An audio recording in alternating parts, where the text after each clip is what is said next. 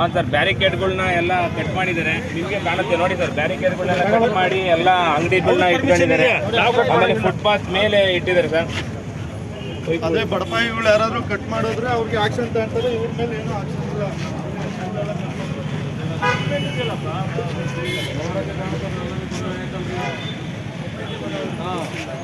ಬಡಪಾಯಿ ಮೇಲೆ ಹೊಡಿತಾರೆ. ಇವಾಗ 100 ಜನದ ಅಸೋಸಿಯೇಷನ್ ಇದು. ಅದ್ರ ಜೊತೆಗೆ ಈ ಸ್ಟ್ಯಾಂಡಲ್ಲಿ ಭಾಳ ತೊಂದರೆ ಆಗುತ್ತೆ, ಓಡಾಡೋರ್ಗೂ ತೊಂದರೆ ಇದೆ. ಫುಟ್ಪಾತು ಇದೆ ಇಲ್ಲಿ, ಫುಟ್ಪಾತು ಓಡಾಡೋಕ್ಕೂ ತೊಂದರೆ ಆಗುತ್ತೆ, ಎಲ್ಲರಿಗೂ ತೊಂದರೆ ಆಗುತ್ತೆ. ರಾತ್ರಿ ಅಕ್ರಮವಾಗಿ ತಂದಿಟ್ಟಿರೋದು ಇದು. ಯಾವುದೇ ಥರದ್ದು ಪರ್ಮಿಷನ್ ತಗೊಂಡಿಲ್ಲ ಅವರು. ಅಕ್ರಮವಾಗಿ ರಾತ್ರಿ 12 ಗಂಟೆಲಿ ಬಂದು ತಂದಿಟ್ಟಿದ್ದಾರೆ, ಶನಿವಾರ ಭಾನುವಾರ ಬೆಳಗ್ಗೆ ಅಂತ. ಅದರಿಂದ ಎಲ್ಲರೂ ನ್ಯಾಯ ಕೊಡಿಸ್ಕೊಡ್ಬೇಕು. KSRTC ಸ್ಟ್ಯಾಂಡ್ ನೋಡಿ, ಇದು ಕಾರ್ ಸ್ಟ್ಯಾಂಡ್ ಭಾಳ ವರ್ಷದಿಂದ ಇಲ್ಲೇ ನಿಂತ್ಕೊಂಡು ಇಲ್ಲೇ ಬಾಡಿಗೆ ಹೊಡಿತಿರೋದು ನಾವು. ಯಾಕೆ ಅಂದರೆ KSRTC ಬಸ್ ಸ್ಟ್ಯಾಂಡ್ ಮುಂದೆನೇ ಎಲ್ಲ ಕಡೆ ಕಾರ್ ಸ್ಟ್ಯಾಂಡ್ ಇರೋದು.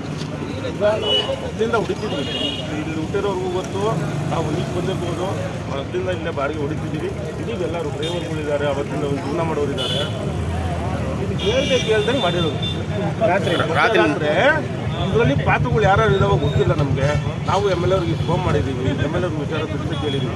ಇವಾಗ ಕೌನ್ಸಿಲರ್ಗಳು ಸಪೋರ್ಟ್ ಇದ್ದಾವೆ, ಯಾರ್ಯಾರು ಅಂತಲೂ ಗೊತ್ತು. ಹೆಸರು ಹೇಳಕ್ಕೆ ನಮ್ಗೆ ಇಷ್ಟ ಆಗಲ್ಲ, ಯಾಕಂದ್ರೆ ನಾವು ಒಬ್ಬೊಬ್ಬರ ಮೇಲೆ ಹಾಕ್ತಾರೆ. ಒಂದು ಇದು ಜಾಗ ಖಾಲಿ ಮಾಡಿಕೊಡ್ಬೇಕು ನಾವು.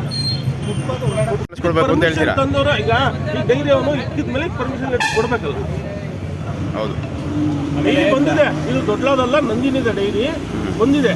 ಅಲ್ಲ, ನಂದಿನಿ ಅವ್ರು ಹಂಗೆ ಇಡಕ್ಕೆ ಪರ್ಮಿಷನ್ ಕೊಡಲ್ಲ ಅವರು. ಪರ್ಮಿಷನ್ ಅದೇ ನಂದಿನಿ ಅವರು ಇಲ್ಲಿ ನಮ್ಮ ಸ್ಟ್ಯಾಂಡಲ್ಲಿ ಇಕ್ಬೇಕಾ? ಜಾಗ ಇಲ್ವಾ? ನಂದಿನಿ ಅವರು ಸರ್ಕಾರಿ ಜಾಗದಲ್ಲಿ ಇಡ್ತಾರೆ, ಈ ಥರ ಇಡಲ್ಲ. ಜನ ವಾಕ್ ಮಾಡ್ಕೊಂಡು ಕುರ್ಬಳಿಗೆ ಹೋಗಿ ಹಾಲು ತರ್ತೀವಿ ನಾವು. ಯಾಕೆ ತರ್ತೀವಿ? ಹಾಲು ಬೇಕಾಗುತ್ತೆ. ಹಾಲು ಎಲ್ಲಿ ಬೇಕಾದ್ರೂ ಮಾರ್ಬೋದು ನಾವು. ಗಾಡಿ ಎಲ್ಲಿ ಬೇಕಾದ್ರೂ ನಿಲ್ಸ್ಕೊಂಡು ಹೊರಗೆ ಹೊಡಿಯೋಕ್ಕಾಗತ್ತಾ ಸರ್? ಆಮೇಲೆ ಸಾರ್ವಜನಿಕರು ತೊಂದರೆ ಆಗ್ತದೆ. ಫುಟ್ಪಾತ್ ಮೇಲೆ ಅಂಗಡಿ ಇಕ್ಕಿದ್ದಾರೆ ಸರ್. ಫುಟ್ಪಾತ್ ಮೇಲೆ ಅಂಗಡಿ ಇಕ್ಕಿರೋದ್ರಿಂದ ಸಾರ್ವಜನಿಕರಿಗೆ ತುಂಬ ತೊಂದರೆ ಆಗ್ತಿದೆ. ಆಮೇಲೆ ನಾವು ಕಾರ್ ಸ್ಟ್ಯಾಂಡಲ್ಲಿ ಸುಮಾರು ವರ್ಷದಿಂದ ಇಲ್ಲೇ ಇದ್ದೀವಿ, ಇದನ್ನೇ ಹೆಚ್ಕೊಂಡು ನಾವು ಜೀವನ ಮಾಡ್ತಾ ಇದ್ದೀವಿ. ನಮ್ಗೆ ಇದರಿಂದ ತುಂಬ ತೊಂದರೆ ಆಗಿದೆ. ದಯಮಾಡಿ ಸಂಬಂಧಪಟ್ಟ ಅಧಿಕಾರಿಗಳು ಇದನ್ನು ತೆರವುಗೊಳಿಸಿ ನಮಗೆ ನ್ಯಾಯ ಒದಗಿಸ್ಕೊಡ್ಬೇಕು ಅಂತ ಕೇಳ್ಕೊತಾ ಇದ್ದೀವಿ ಸರ್.